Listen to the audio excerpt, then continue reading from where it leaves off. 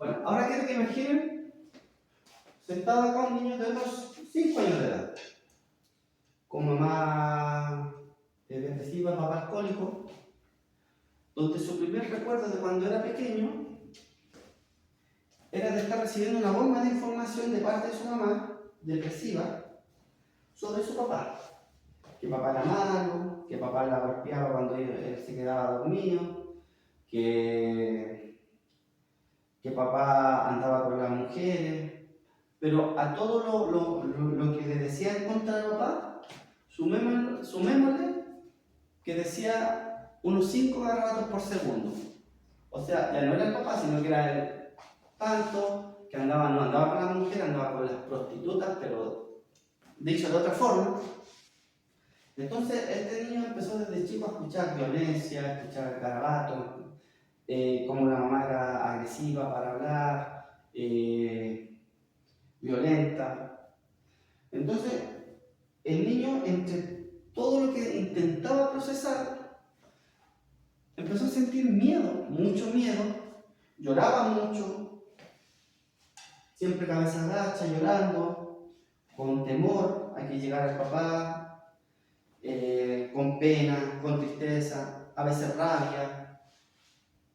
Como le digo, emociones que a veces ni siquiera un niño de esa edad siente, o sea, logra saber qué emoción siente, sino que era una bomba de emociones, junto con esta bomba de información que les decía la mamá, todos los viernes que papá se iba del trabajo a tomar con sus amigos. Como pasaba esto todos los viernes y durante muchos años, a veces el papá desaparecía viernes, sábado y aparecía el domingo. Entonces, eran días en que el niño no dormía bien, tenía que quedarse con mamá, tenía que estar recibiendo esta bomba de información día y noche. Entonces, este niño empezó a sentir, como les digo, emociones que eran de todos los días. Todos los días sentía angustia, pena, y él sentía mucha pena, y lloraba mucho, y sentía ganas de llorar por nada. A veces no tenía motivo, pero tenía mucha pena en su corazón, mucha pena por dentro. Cada vez que mamá lo pillaba llorando, le preguntaba por qué estaba llorando, él no sabía explicar porque él no entendía tampoco, y mamá lo castigaba, mamá lo retaba, le decía que era poco hombre, pero de otra forma. Entonces él empezó también a guardar muchas emociones por dentro, muchas emociones, y empezó a hacer a normalizar el sentir pena, el sentir angustia. Y empezó con eso también a funcionar desde ahí. Cada vez que mamá le decía eso, él empezó los días viernes a decirle, viernes, sábado, los días que papá salía, empezó a decirle a mamá que por favor no le dijera nada a papá para que papá llegara a acostarse y no le dijera nada, no discutieran. Pero mamá era tanta la rabia que también tenía ella por dentro, que cada vez que llegaba papá borracho, saltaba como leona de la cama, golpeaba a papá, insultaba a papá, sí, decía 5 garabatos por segundo cuando hablaba con el niño, con papá decía 20 garabatos por segundo cada vez que lo veía llegar borracho. Y tiene el recuerdo de ver siempre a mamá agarrándole los testículos a papá y gritándole que lo trae vacío porque quizás con qué prostituta andaba ahí, pero todos garabatos. Y él todo lo vio, él todo lo vivió, él todo lo sintió.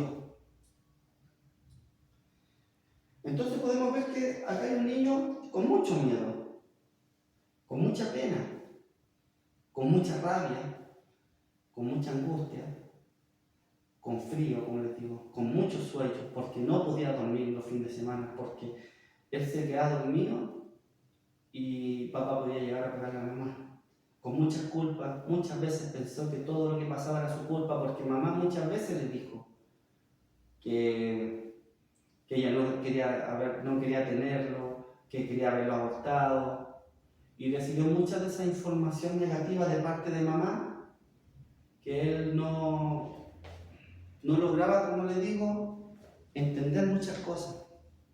Muchas veces se sintió mínimo, muchas veces sentía que era mejor que no existiera.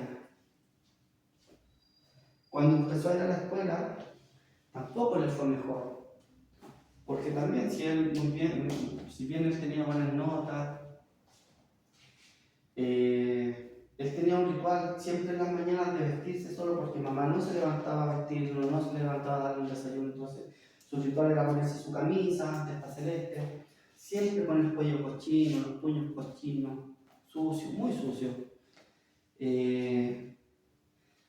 Los pantalones siempre descosidos en la parte baja, que él trataba de coserlo y cada vez que lo cosía se le rompían al tiro porque él no sabía coser bien y mamá no le cosía los pantalones. Tenía el ritual de vestirse, ponerse sus zapatos siempre sucios, siempre con barro, rotos, de levantarse, ir a menear el brasero para ver si salían brasas, para calentarse un poco antes de irse a la escuela, sin desayuno, sin que lo fueran a dejar, sin compañía, sin nada. Y así él fue creciendo, como les digo, con emociones que él nunca sentía y con esta angustia en el corazón, que siempre sintió que normalizó de que era así. Él sentía esa pena y sentía que era normal sentirla. Nunca se cuestionó lo que había pasado cuando chico, nunca se cuestionó que había pasado por mucho abuso. Y así el niño muchas veces también hubo tiempos que mamá se dio cuenta que si este niño acompañaba a papá a salir a tomar o lo iba a buscar a la botillería, o lo iba a buscar a la parte donde él estaba tomando, papá se devolvía con él o papá salía a tomar con él, llegaban a altas horas de la noche y muchas veces mamá cuando le preguntaba dónde estaba, dónde había ido el papá, porque ella lo mandaba a acompañar al papá, todo, y él no le respondía o no sabía qué responderle porque si le decía que andaba con alguien, mamá peleaba con papá, mamá empezaba a retarle y decirle que era un desleal, que no le decía que estaba escondiendo las cosas que hacía papá, porque ahora el papá, porque él era el regalón de papá, siendo que ella misma lo mandaba. Entonces llegaba, recibía insultos, gritos, golpes y todo por hacer algo que tampoco él quería hacer. Pero era lo que le tocaba y él lo recibía así. Y emocionalmente él empezó a sentir muchas cosas por dentro. Durante su adolescencia, a los 13 años empezó a beber, empezó a sentir rabia con la gente, rabia con el mundo, rabia con todos. Entonces él empezó a cometer muchos errores, muchos errores. Después empezó a tener relaciones sentimentales con mujeres mayores, a lo mejor buscando ese cariño que no tuvo, no sé, pero así empezó a construir su vida desde sus carencias. Él no se comprometía con alguien, yo creo que se comprometía con sus carencias. Hasta que se hizo ya adulto y empezó a darse cuenta que después de haber ido a terapia psicológica, terapia psiquiátrica, empezó a darse cuenta que él no estaba recibiendo la ayuda que a lo mejor él necesitaba. También tenía el ejemplo de mamá, que mamá por mucho tiempo fue a psicólogo, fue a psiquiatra, y nunca sintió una mejora de parte de ella. Nunca vio que mamá estuvo mejor, sino que siempre igual violenta, igual siempre dañina, hacía daño a su entorno más cercano, que era la familia, los hijos. Entonces, él empezó a darse cuenta que había algo más allá, que eran estas terapias un poco más holísticas. Empezó a darse cuenta que podía ir sanando, se empezó a sentir mejor, empezó a notar que esa angustia ya podía botarla, podía hablarlo.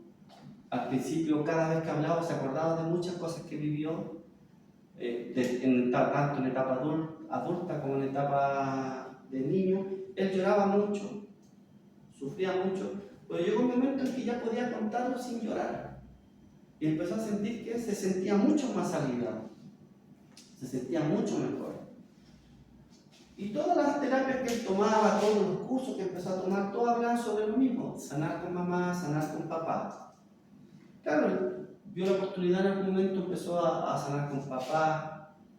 Papá ya no tomaba alcohol, entonces fue un poco más fácil el proceso de poder sanar con Pero cuando quiso sanar con mamá, se dio cuenta que mamá seguía con las mismas intenciones, a pesar de estar separada de papá hace 25, 30 años, ella seguía hablando mal de papá, seguía echándole la culpa a papá de todo lo que ella había vivido y seguía con esa rabia interna que siempre tuvo, ese daño que siempre hacía. Y él empezó a decir que ya, le decía a mamá que ya tenía que dejar ir, que él se acordaba de las cosas como eran y que no eran como ella las contaba, que las cosas eran muy distintas como ella, a lo que ella pensaba en ese momento. Hasta que un día mamá, con todo lo que él empezaba a decirle que no era tan así, mamá empezó a enojarse con él y todo. Y lo más suave que le dijo era que lo mismo de siempre, que él ya quiso acostarlo, se lo recalcó muchas veces.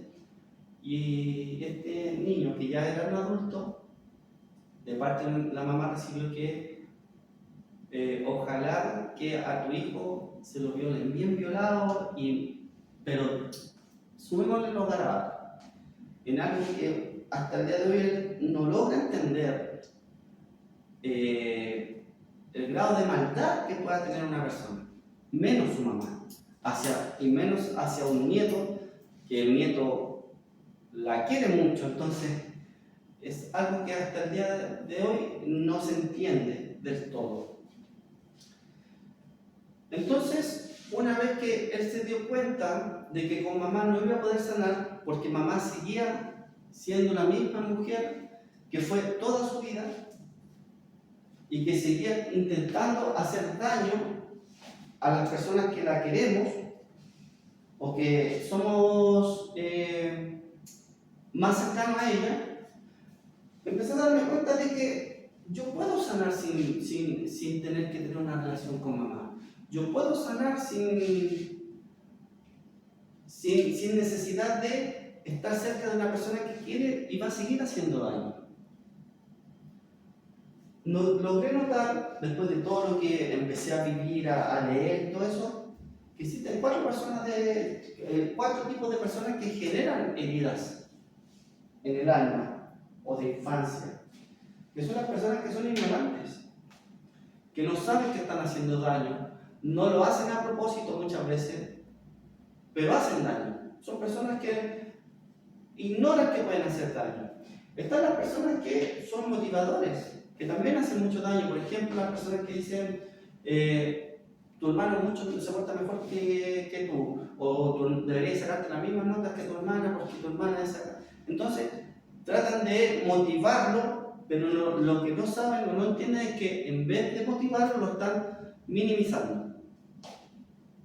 Están las personas que son inconscientes de que hacen daño sin ni siquiera darse cuenta. O sea, en este caso, a ver, un papá alcohólico que lleva a su hijo a tomar alcohol, un hijo de 5 años, donde hay personas bebiendo alcohol y que pueden sufrir abusos sexuales, abusos físicos y todo lo que pueda pasar, pero que son inconscientes, ellos ni siquiera se lo cuestionan.